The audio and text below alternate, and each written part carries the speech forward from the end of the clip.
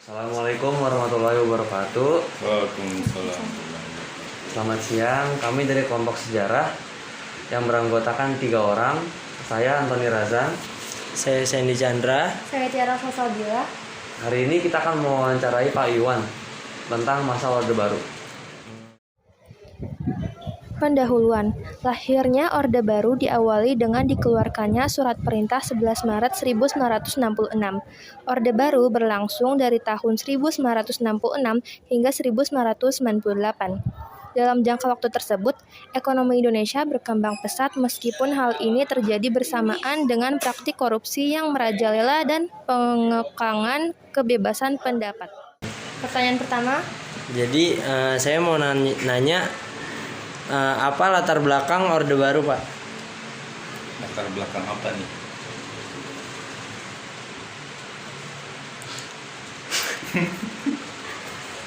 Sulit pertanyaannya, ya ampun. latar belakang terbentuknya masa Orde Baru. Ya. Itu. Oke. Itu maksud saya latar belakang kenapa Orde Baru ada Iya. menggantikan Orde Lama. Begitu kan maksud pertanyaannya. Iya. Ya, jadi kalau Orde Lama itu kan masih masa-masa perjuangan ya, masa-masa kemerdekaan. Ibarat kata seorang bayi ini baru lahir, ya. Nah, di masa kemerdekaan tentunya banyak hal yang memang menjadi catatan, banyak yang harus diperbaiki. Kenapa? Karena memang tatanan ekonomi pada saat itu masih belum bagus, bahkan inflasi naik, harga-harga barang naik itu luar biasa, tinggi sekali tingkat inflasi. Masyarakat masih belum bisa terjamin untuk kebutuhan hidupnya. Ya, wajar baru merdeka, Iya. ya. Nah, itu dari sisi ekonominya, dari sisi politiknya juga ya namanya juga baru, ya. Diberikan kebebasan yang tadi dijajah, lalu diberikan kebebasan, ya, maka antara elemen-elemen masyarakat itu akan memperebutkan sebuah kekuasaan, ya. Jadi partai pada saat itu lumayan banyak, ya. Nah, sampai ada partai yang namanya Partai Komunis Indonesia. Nah, disinilah PKI pada saat itu menang, dan dilalahnya PKI itu dekat dengan kekuasaan sehingga semua dipengaruhi, ya. Pemerintahan pada saat itu dipengaruhi, bahkan sampai Soekarno sendiri itu terpengaruh oleh yang namanya PKI, ya. Nah, kalau misalnya kita lihat sistem pemerintahnya kan sistem komando, ya. Sistem komando, dan sistem ekonominya bahkan bisa jadi sosialis kalau bisa kita sebutkan sosialis atau terpusat. Nah, sehingga melihat kondisi seperti ini, ada beberapa elemen dari TNI yang tentunya melihat ini sesuatu yang kurang benar ini berjalannya. Meletusnya ada ketika pas pergerakan G30 SPKI, beberapa jenderal dibunuh dan sebagainya, dan disinilah timbul ketidakpercayaan kepada pemerintah pada saat itu. Nah, Soeharto, ya, pada saat itu jenderal itu mengambil alih kekuasaan dengan bahasa halusnya adalah super smart. Nah, disitulah Soeharto itu diberikan mandat oleh Soekarno. Ya, tetapi mandat itu ya mungkin disalahartikan. Kalau saya baca literatur ini disalahartikan, artinya jadi pengambilan kekuasaan. Ya, jadilah Presiden Soeharto pada saat itu menggantikan Soekarno. Nah, di zaman Presiden Soeharto inilah perubahan mendasar banget, ya. Dari sisi ekonomi, dari sisi politik, ya, dari sisi ideologi itu berubah, ya. tentunya berubah ke arah perbaikan. Makanya pada saat itu Soeharto itu kan disebut Bapak Pembangunan. Nah, itulah latar belakang kenapa kok Orde Baru muncul menggantikan Orde Lama. Begitu. Oke, untuk pertanyaan kedua nih dari saya. Bapak pada masa itu ngerasain nggak kebijakan politik, ekonomi sosial, dan hukumnya? Jelas ya, karena memang Bapak lahir tahun 75 ya. SD, SMP, SMA ya, bahkan kuliah presidennya masih Soeharto. Bayangin tuh 32 tahun Soeharto berkuasa.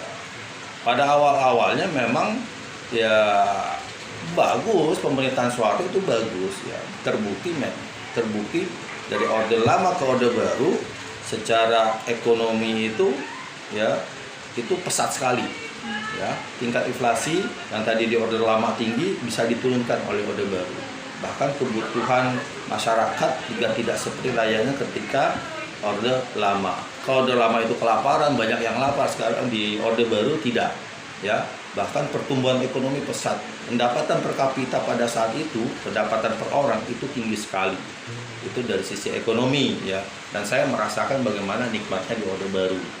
Ya, di Orde Baru karena Soeharto itu kan latar belakangnya militer. Iya benar. Sehingga ya kekuasaan itu kuat banget. Jadi di pemerintahan itu ya tentunya orang-orang terdekat atau TNI itu masuk ke pemerintahan. Karena pada saat itu juga di DPR juga ada fraksi namanya fraksi ABRI. Ya, sekarang TNI. Nah, namanya dwi fungsi ABRI. Jadi pada saat itu TNI atau ABRI itu bisa menduduki jadi anggota DPR. Ya, dan juga dia bertugas untuk menjaga keamanan rakyat atau negara. Jadi namanya dua fungsi ABRI. Kalau sekarang kan nggak bisa, ya. Bahkan fraksi TNI itu nggak ada. Nah, jadi saat waktu SD, SMP, SMA kami ya kalau saya berpikir fine saja, ya zaman Orde Baru dan menikmati banget ya kan, nikmatnya di zaman Orde Baru, ya. Tetapi ketika saya kuliah, ya tentunya berbeda dong pemikirannya. Ternyata di balik itu semua ada bom waktu yang siap-siap meledak. Ya. Mungkin secara pribadi Soeharto oke lah, ya bagus ya. Mungkin dari periode pertama, periode kedua itu aman-aman saja. Tapi ternyata orang yang di sekelilingnya itu memanfaatkan kondisi. Banyak korupsi di mana-mana. Intinya rapuh di dalamnya. Nah, ketika medio 97 atau pertengahan 97 atau 98 kan terjadi yang namanya krisis moneter. Nah, disitulah pemerintah Soeharto itu mendapatkan mosi tidak percaya dari rakyat. Begitu. Karena memang tidak bisa mengatasi krisis moneter. Nah, itu yang saya sampaikan. Saya merasakan bagaimana yang awalnya mungkin dari sekolah itu merasakan fine-fine saja, tapi ternyata pas kuliah ketika dapat pemahaman tentang kondisi bangsa, ternyata bermasalah. Kenapa tidak bermasalah? Bayangin, namanya Soeharto itu kekuasaannya kuat, bahkan ketika ada orang berbicara tentang pemerintah, itu nggak berani. Bahkan ada istilah dinding punya telinga. Jadi kalau kita ngomongin itu Soeharto begini, takut. Saking seremnya ya Pak? Saking kuatnya itu Soeharto itu ke bawah, ya. Makanya bahkan anggota DPR saja pada zaman Orde Baru ketika ada keputusan pemerintah setuju begitu. Ya. Pertanyaan selanjutnya dari saya, menurut Bapak pengalaman apa sih yang paling berkesan di masa itu? Pengalaman yang berkesan di Orde Baru ya mungkin perlawanan terhadap, kalau kita bahasakan rejim Soeharto ketika saya pada masa saya kuliah, ya. Pada saat saya kuliah, ya, tahun 98 Saya kuliah itu 95 ya. Masih tahun kedua, bahkan ya dikatakan masih mahasiswa, masih baru lah. Karena memang mahasiswa adalah garda terdepan untuk sebuah perubahan negara dimanapun ya, dimanapun, bukan hanya di Indonesia. Maka pada saat krisis moneter melanda, ada mosi tidak percaya, mahasiswa turun ke jalan, ya. Mahasiswa turun ke jalan untuk apa? Untuk demonstrasi, ya, karena itu kekuatan yang paling utama itu mahasiswa, ya. Maka dari itu banyak tragedi-tragedi ya yang berbenturan antara mahasiswa dengan TNI, ya, yang tragedi Trisakti yang menyebabkan beberapa mahasiswa meninggal karena tertembak, ya. Tapi itu sebagai pemicu demo besar-besaran, ya, karena apa yang bisa kita lakukan nggak bisa, ya, masyarakat melakukan apa nggak bisa, karena anggota DPR sama pemerintah kan hampir sama gitu, iya aja. Nah, tapi nggak bisa mengatasi krisis, akhirnya mahasiswa turun ke jalan, demo, mosi tidak percaya. Nah, permasalahannya adalah diikuti oleh masyarakat. Ceritanya masyarakat peduli, ya, bersimpati pada mahasiswa yang turun jalan. Tapi simpatinya malah jadi salah, ya, malah jadi terjadi kerusuhan, ya, terjadi penjarahan dan sebagainya. Ketika terjadi kerusuhan, akhirnya mahasiswa agak narik diri, ya, walaupun tetap kita demo. Dan pengalaman yang paling menarik adalah ketika kita demo di gedung DPR beberapa hari sebelum Soeharto turun, ya, Bapak datang ke sana bersama dengan teman-teman, memasuki gedung DPR. Gedung DPR nggak ada orang, ya, takut lah, orang ribuan mahasiswa masuk ke gedung situ. Bahkan saya nginjak atapnya, ya kan, merasakan bagaimana ini gedung wakil rakyat yang dibangun oleh rakyat, nginjuk ya. Kalau ada handphone mungkin ada ininya sih, ya, ada dokumentasinya. Dulu kan nggak ada HP, sayang banget, ya. Kalau misalnya dulu ada sepot cepat belum. Nokia nggak ada. Ya, belum ada kamera pada saat itu. Hanya orang-orang tertentu saja yang punya. Bahkan dulu yang terkenal kan HP sejuta umat. Itu belum yang gede itu, Nokia 5110, ya. Itu nggak ada kameranya, ya.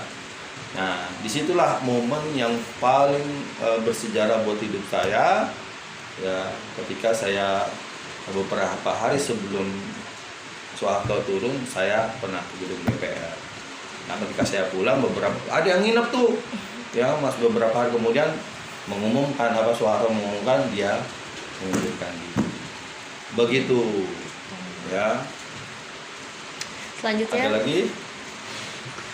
Untuk pertanyaan terakhir nih dari saya, perbandingan apa sih yang paling signifikan untuk dari masa Orde Baru dengan masa yang sekarang? Sekarang udah apa?